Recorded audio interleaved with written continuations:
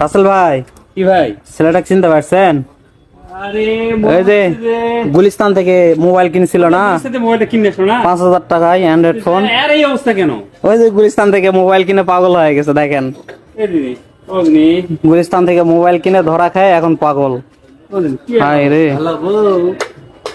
এই কি ব্যাপার? কি সমস্যা এটা? কি হচ্ছে এটা? গুলিস্তান থেকে ফোন কিনে কি এক অবস্থা কোন ছেলেটার। আরে ভালো ফোন আছে। এক ফোন কিনে পাগল হয়ে গেল ছেলেটা। তোমরা যাও এখান থেকে যাও, আমার এই বাবু, এই যাও। এক মোবাইল কিনে তুমি পাগল হয়ে গেলা। হ্যাঁ? হ্যাঁ, সর্বনাশ, কি এরকম কিনছে?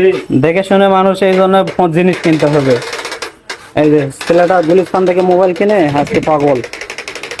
এই বাবু, এই তোমার মোবাইল আর চলে না দেখি। এই তো বউয়ের সাথে কথা বলি। এই তো তোমার মোবাইল চলে তো। আরে আমি- 5,000 টাকার আমি- মোবাইলের আমি- শোক তুমি আর সহ্য করতে পারছ না।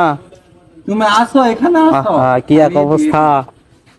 5,000 টাকার মোবাইল গুলিস্তান থেকে কিনা, দেখেন ছেলেটার কি অবস্থা ভাই, পাগল হয়ে গেছে। আছি আছি এই আমি তোমার জন্য ইস, আর